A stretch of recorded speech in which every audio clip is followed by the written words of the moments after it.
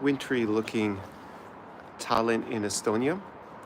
So this will be a very brief live stream today. I had scheduled a different topic. Firstly, if you're new to this channel, my name is Connor Klein, and I help high-level men with living their best life here in a region I call New Europe, so basically the region between Germany and Russia, countries like Poland, which has become increasingly popular, Ukraine, Moldova, Romania, even out in Kazakhstan. But in the last few months, I've been here in the three Baltic states, Latvia, Lithuania, and Estonia. So in today's live stream, I'm just going to give you a little bit of a taste of the atmosphere here during the winter. You can see it behind me. And why you might also think of coming in the winter to this region. I did the last live stream on why you should come here in the summer, but also following some conversations with my in-person clients, there are actually reasons to come here outside of summer. So I'll go into those a little bit on this live stream.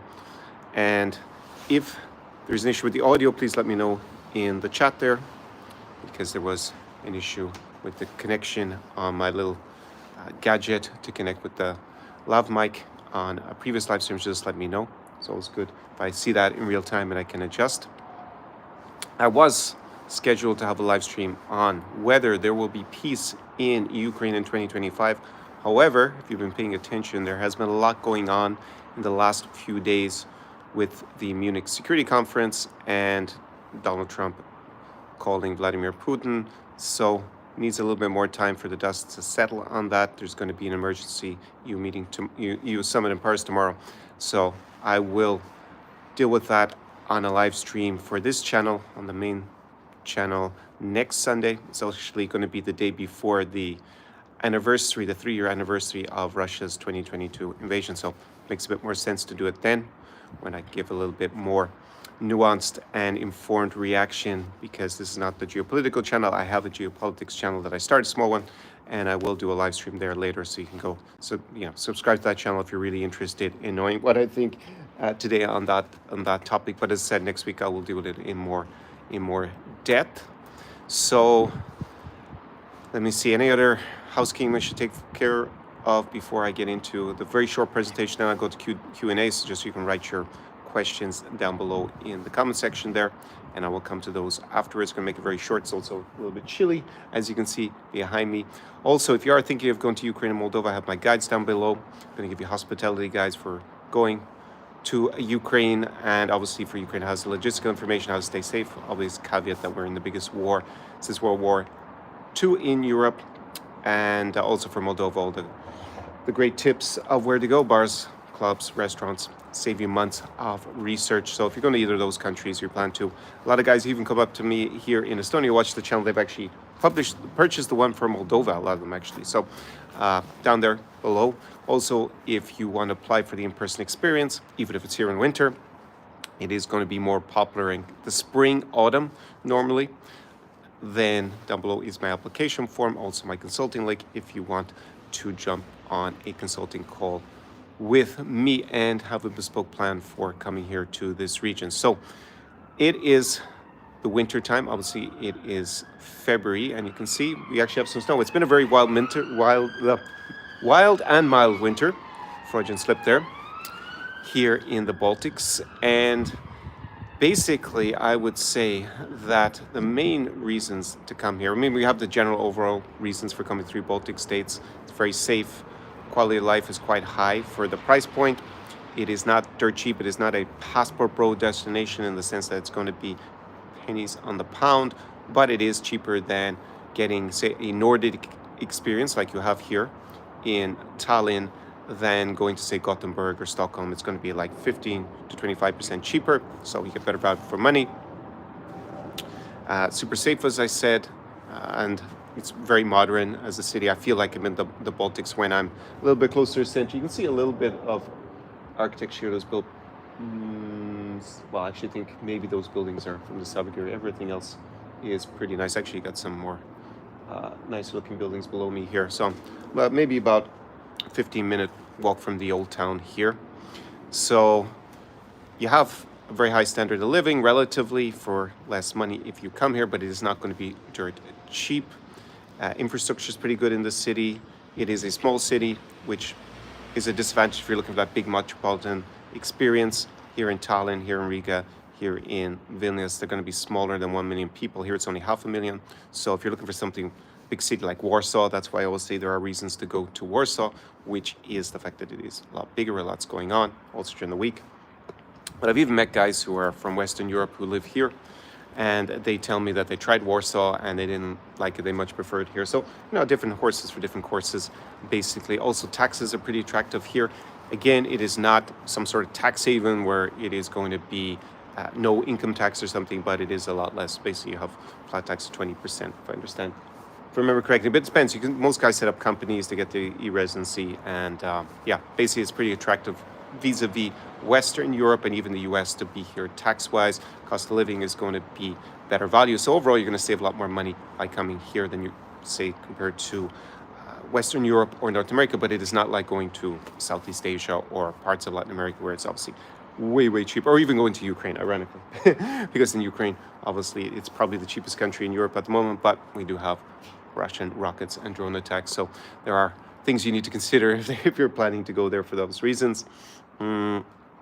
Other reasons to be here: English, very high level. So if you don't need to learn Estonian, Latvian, or Lithuanian when you first come here. Of course, you want to stay long term. It would be to your advantage to learn it, but the level of English is very high, and you can socialize in that language. That is a problem in Poland, where if you don't speak Polish, you're at a big disadvantage when you go out and try and socialize with Poles. You will almost certainly end up in an expat bubble, as they say, but basically you'll hang out with other similar immigrants to Poland and speak in English all the time, but it is a big disadvantage to make local connections if you don't speak Polish. Here, it is not the same level.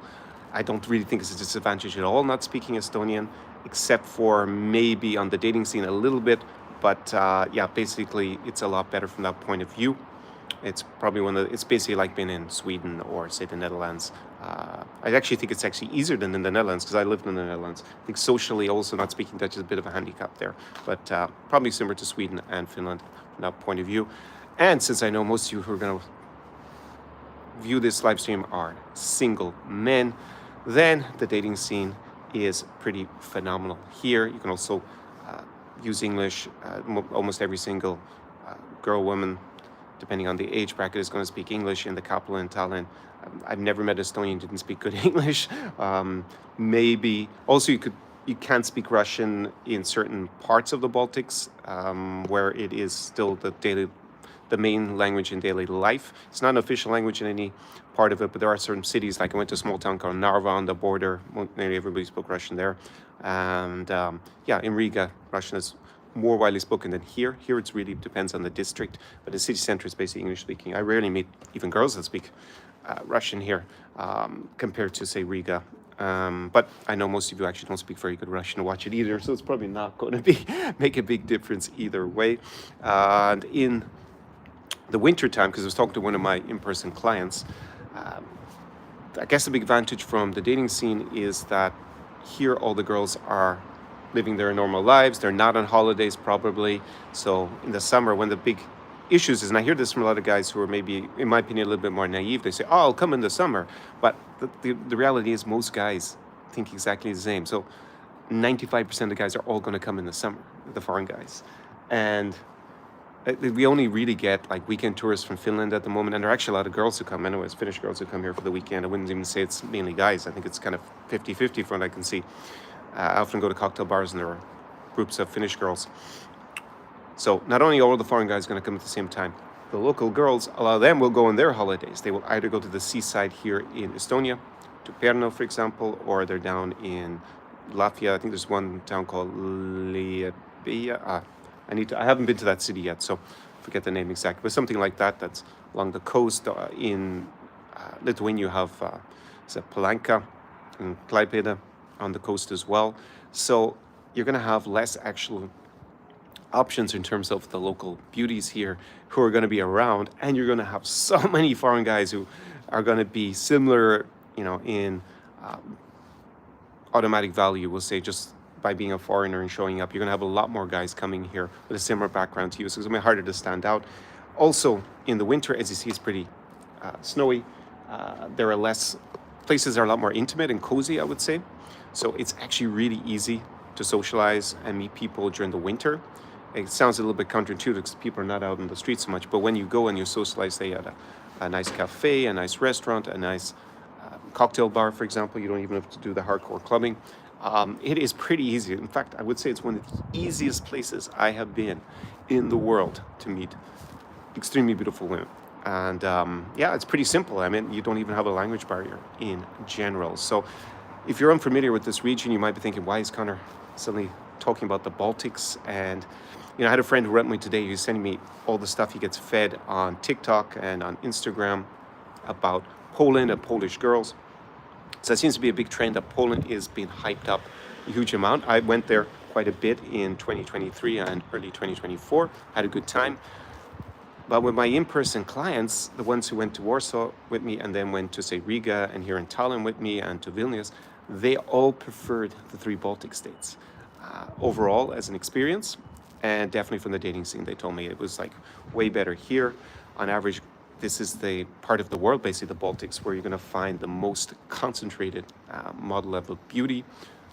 So that kind of catwalk model, like tall, slim. They're extremely blonde here. The majority of women are actually blonde slightly. I think Finland is the country with the most blondes per population, and then Sweden, and then it's going to be Estonia. But it's like, it's around 60% if I remember, and then 55% Latvia and 50%. So you like the leggy blondes or even leggy brunettes, you're going to find them here. So if you're not into model beauty, then I guess this is probably not so interesting for you. But in general, it is, if you look at the ranking of models per capita by country, you will find that the 3 Baltic states are in the top 5. So Estonia is number 1, number 3 is Lithuania, number 5 is Latvia. So basically, if you want to meet extremely beautiful women, then this is where you're going to find the biggest concentration of them. And ironically, you will find them, it will be way easier to meet them in the winter compared to the summer, because they're more likely to be here, because a lot of beautiful women, I mean, especially if they're single, they're going to be traveling, doing their holidays, and maybe guys are going to be flying them out somewhere during the summer, who knows. And they are going to be here in winter. There isn't so much to do because it's cold outside, and basically they're going to be a lot easier to meet, in my opinion, in my experience. I would say, because I've been to Riga a lot in the summer, I think if you go, my experience in the summer was that I saw less beautiful women than I did during the winter when I went out to places to socialize. Of course, on the street, it's pretty empty, but yeah, it's just the way it is. They're more likely to be there, and it's a lot easier to meet them. So that's what I'll say about that. That came up in my conversation, is why I decided to switch it to this topic today. Other things, unfortunately, the 3 Baltic states, not great for skiing. You'd have to go across to Finland for that, probably, or Sweden, or just fly somewhere else, maybe to the Alps. They do have some ski resorts, but they're not worth getting excited about. And what other things can I say? Christmas markets are very nice. You do have the winter feel. I'm actually going to do 3 vlogs, one from each country in the winter now, because I will be here with clients. I have clients who are planning to come in March and in April to this region with me. It's my in-person clients for the new Europe experience. And I will produce some content. So I'm going to do stuff like show the sauna culture quite a bit. I'm going to go with a few local ladies, and actually I have a lot of Ukrainian friends. I met a lot of Ukrainian girls here, so we've become very friendly. So I'm going to do some sauna days and stuff like that. It's going to be a lot of fun. Looking forward to that. And yeah, I would say obviously the weather, if you like, it was actually sunshine today, but just to talk about some of the cons during the winter, if you just spend a lot of time, I think it's pretty tough if you spend all winter here, because you don't have much sunshine. The sun goes down quite early as well, behind the clouds normally. It's actually pretty similar in Poland and Belarus, the weather. Nothing to get excited about. And obviously we have snow, although it's been a bit mild. So if you don't like the colds, you want to be a migratory bird and go where the sun is all the time, then this is not going to be for you in winter. That's clear. And what else to say? I guess if you have a very low budget, then it's probably also not the place for you, because it's not dirt cheap. But overall, it's still good value for money, I think, for what you get. And it's quite pleasant. But like, local people are very friendly in general. They're a bit reserved, I would say, here. The women are, you don't have an obesity issue. I would say they're not quite as slim as Ukrainians in general. Ukrainians tend to be probably almost the slimmest people in Europe, I would say. especially girls who are single and under, we'll say 35. Over 35, like overweightness in countries like Ukraine, even in Belarus and Russia, is actually reasonably high, surprisingly. But if you ever go to, say, a middle class resort in Ukraine, like I have, then suddenly you see, oh, why are people a little bit heavier than I was expecting? But here, I would say if we were to compare it to Poland, I think they're slimmer than Poles on average, Polish girls, but maybe the Ukrainian girls are a little bit slimmer. Even the Ukrainian girls here I meet, they're noticeably just a small bit slimmer than you're gonna find in, say, Estonia in general. And yeah, I think to talk about here anymore in the winter probably doesn't make much sense. That's everything. You're either not going to be interested in the winter vibe and want to come in the summer. I would say the best times to come, if you want to avoid maybe this kind of weather, are to come in the spring and the autumn. It's actually the most popular time for my in-person experience. That's when most of my clients actually come. I always thought it would be the summer, and I think when I started it back in 2018, 2019, it was really 2019 I started like the in-person experience. I used to brand it as the Czar experience at the time, but unfortunately that branding problem doesn't really fit so much with the countries I go to nowadays, even though it was a great name. And I had a lot of clients during the summer, I think even more than the other seasons, but nowadays I tend to get the clients who come to these cities in the spring and autumn. And I think the ones who come in winter, it was still very good. But yeah, the difference is you have to deal with this kind of weather. And yeah, maybe if you're doing other things, it's not going to be as fun as going, you're not going to be able to walk around as much as you would in the spring and in the autumn. In the summer, I think, and I will be organizing this summer for my alumni, so guys who've already lived the in-person experience with me, at least that's the plan for now, special events, and we will have a summer theme to them and a lot more kind of activities around it. So definitely apply for the in-person experience. Even if I decide it's not a good fit for us to work together, then I will give you a special offer nonetheless. So if you've never applied, apply now in any case. And yeah, we'll have that. Also, I'm planning to roll out a community for guys. It will be coming very soon. I talked about it with one of my in-person clients as well a few days ago. So that will be coming. I also changed the name. I actually didn't realize that you can only change the name twice within 14 days. So I gotta wait if I want to change it back. I'm taking a lot of polling. For now, I put it it could just call the channel New Europe Experience, but for the moment I have New Europe High Life, because I also think that this is not a passport bro or a budget traveler channel. It's not the lifestyle that my clients are interested in general. So it will be things that will be above average in terms of costs that we'll be doing. Not necessarily that we're eating in 5-star white tablecloth restaurants every 3 times a day or something like that, and taking a helicopter ride over the city every day, but all those things will be done with my clients at certain points. And we'll be going out in the water on some kind of catamaran yacht trips like I used to do back in the day in Odessa during the summer here in the Baltics as well. At least that's the plan. But I will be limiting that for now to alumni. So apply down below, and it will be open to alumni who I think would revel in that experience. So yeah, overall, I would say it's been a big surprise for me how things have changed here in the last, say, decade or so. 10 years ago, it wasn't as well developed here. I used to come, and there was a lot more of the budget traveler. I would say a lot more of the sex tourist coming in here. Did have that kind of reputation for the stag parties or bachelor parties especially from the UK and Ireland, unfortunately. I have to say, they didn't give us the best reputation, but that has ended. Like, you don't see that kind of crowd here at all, at least not at the moment. Maybe a little bit in the summer, but I didn't even see them in Riga in the summer because they're kind of priced out. And that barrier to entry and the price is quite a good thing if you're trying to avoid places that are full of those kind of guys and that kind of tourism. And yeah, I think the fact that the level of English has improved a lot makes it a lot easier. I haven't learned Estonia, I haven't learned Latvian, I haven't learned Lithuanian. In the last few months, I just learned a few greetings and pleasantries. And most of the time, I just use English. I do use a little bit of Russian and Ukrainian at times because I meet a lot of Ukrainians here. And some of the local population here is Russian speaking. So at times I will use those, but not necessary at all. So let me just look at your questions and comments. If you're watching this on replay, let me know if you're interested in the Baltics and if you have any experience here. And yeah, also I should say there are a lot of Belarusians in Lithuania, because Lithuania gives them visas easily to relocate. And also in Poland, obviously, you meet lots of Ukrainians and Belarusians. Statistically, there are a lot of Ukrainians here in the Baltics. I don't meet them as much as I do in Warsaw, for example, but I've met, at this point, I'd say 20 Ukrainian girls, even just in Tallinn.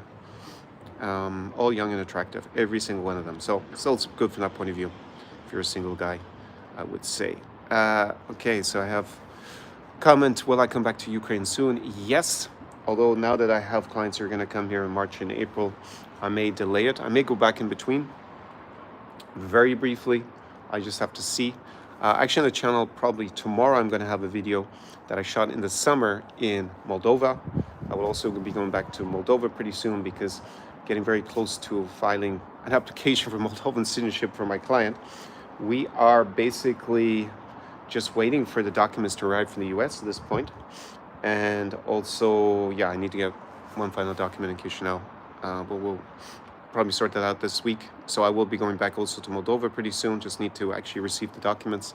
And I know that it's the moment to go back and file everything. Hopefully, fingers crossed on that. And on the same trip, I'll probably go back to Ukraine. But yeah, to be decided exactly when that will be. Later grader, I guess, is the handle. Will girls return after war? Is this highly unlikely? He means, I guess you mean back to Ukraine. In Belarus, I'll give you another example. Even if Belarus, because so many young Belarusians have left, basically, I've said often the best of Belarus left.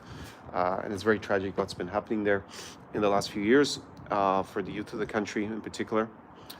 And I talked to a lot of them, say a year ago in particular, when I was hanging out in Warsaw, and most of them, they're not sure they will go back if things change at this point, because they've already set up new lives. You know, it's 3 years later after they left. Now it's 4 for them.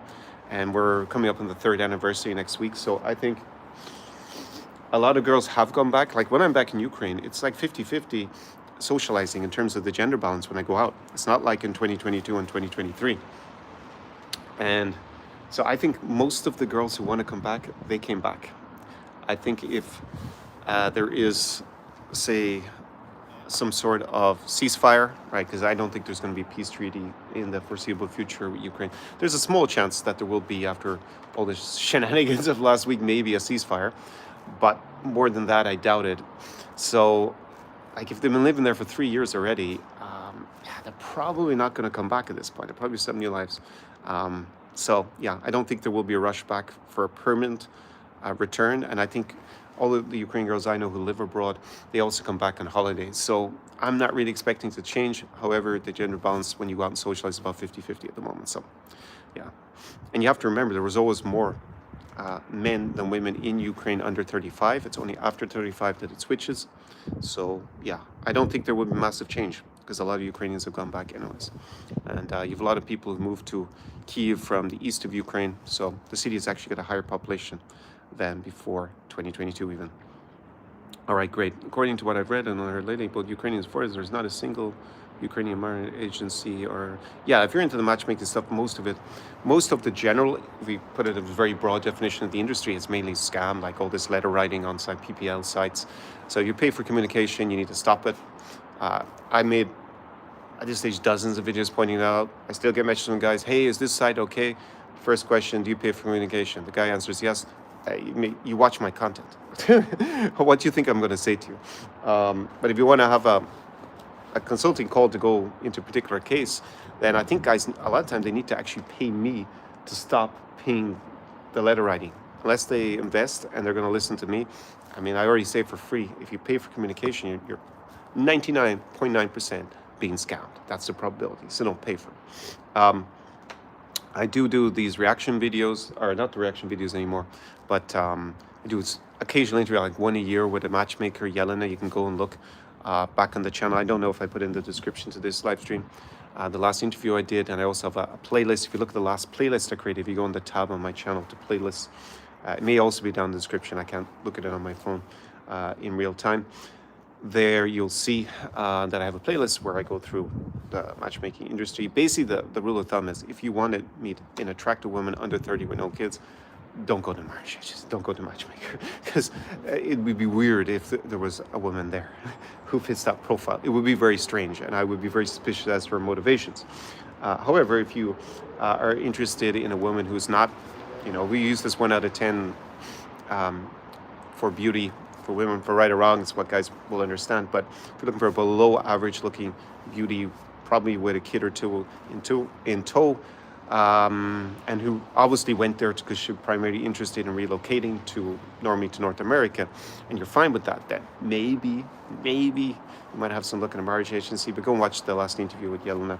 We may do another one. We'll probably do another one sometime this year, where we'll discuss why. I think we decided the topic will be why foreign guys are still even interested in this. Basically, the Ukrainian matchmaking industry is a fetish. It's a fetish industry.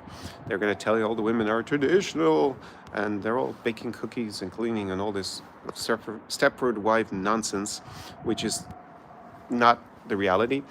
And in particular, I would say that if you are interested in women who's under 30, even under 35, I would say that there's a big generational gap now between women under 35 in Ukraine and let's say the women under 30 and the women over 30. I think there's a massive gap in mentality, and the girls under 30 are way more similar to women you'd find here in other parts of Europe. Basically, they're Europeanized. I don't think they're Eastern Europe anymore in terms of overall their values. They're different. They're not going to be super woke. I should have said that also about the women here, that wokeism is not a thing. So if you think they're going to be, as I said, obesity is not a thing here for women under 35 either. So yeah, you don't have to worry about all that kind of unattractiveness in terms of personality and and maybe body shape, if that's not what you're into. Of course, if you're a male feminist, then probably don't come to this region.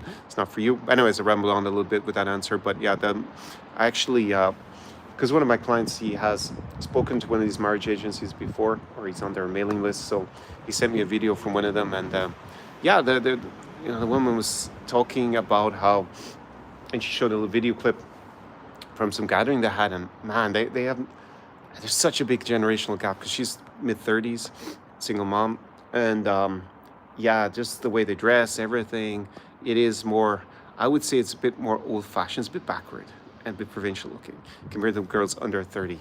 So anyways, that's all to say about that. It depends what you're looking for, but I don't recommend it overall, even though I have a friendly relationship with Elena, but I do challenge her quite a lot in those interviews. Anyways, Dave says 23% of Belarus has radiation contamination from Chornobyl disaster 39 years ago. Affects birth defects are common. How much does this affect women's Western men's interest in marrying Belarusian women? I doubt any guys think about that other than you. I couldn't care less. To be frank, we're more visual than anything else. It would be something to take into account, but yeah, even I've never really thought about that. Should I get a Belarusian girl pregnant? Would the children have birth defects? You could say the same about Ukrainians to a lesser extent. Never crossed my mind. Salonika, however, in your videos, you have been talking about recommending matchmaking by women. Can you tell me something about the results of this matchmaking? Do you have opinions? All right, so they want to know about Yelena's channel. She did help one of my consulting clients back in 2020, 2021, and he met his wife, and they are married. So she has had success there. That's basically the feedback I get. Some of the feedback, I think it was just kind of general. I did have negative feedback from one other consulting client who did use her as well, because he was looking for a woman under 30, very good looking, and no kids. Like, marriage is, you're not going to find that. I told him that. He actually did have success by listening to me in the end and actually moving to the region. So and you find that in real life. You basically got to come here if you want to meet the high value women. They're not going to be on a marriage agency. They're not even going to be probably on a dating site or on a dating app nowadays. Really, online dating it's on the downward trend. Maybe it'll bounce back. So how many marriages have you seen take place? So as I said, I had one client who got married, but I don't have a big sample. So I only have 2, I think, or 3, whatever. But she said, Yelena sends me the photos of the guys it was actually quite cute. She sent me a photo during the week. The guy was in Vyshyvanka and his bride, and she matched them. So yeah, she has some success. But yeah, I don't recommend the marriage agency business in general. If you want a high value woman, I mean, basically, you also have the issue then if you move her back to your home country, which nearly all the guys do. The monkey branching is a huge problem. Like, if you understand the term, the women, you might be great for the relocation, and I call them green card girls. But once they have their residency, they're going to be a lot more attractive on the dating market there. Their value is going to be higher than it is in this region because they're way more attractive women here, several multiples higher. So, and yeah, are you going to be able to keep her? Most, I suspect, and the anecdotal evidence is that it's really hard to avoid the monkey branching issue. Doesn't mean it happens all the time, but it's a big risk. So I basically advise guys don't, stay here, stay in the region. It's probably the best thing for most of you. Anyways, and I prefer it in any case. It's just better value for money, and it has a bit more of the values that I'm looking for. So, but again, it depends on what you want to do in life.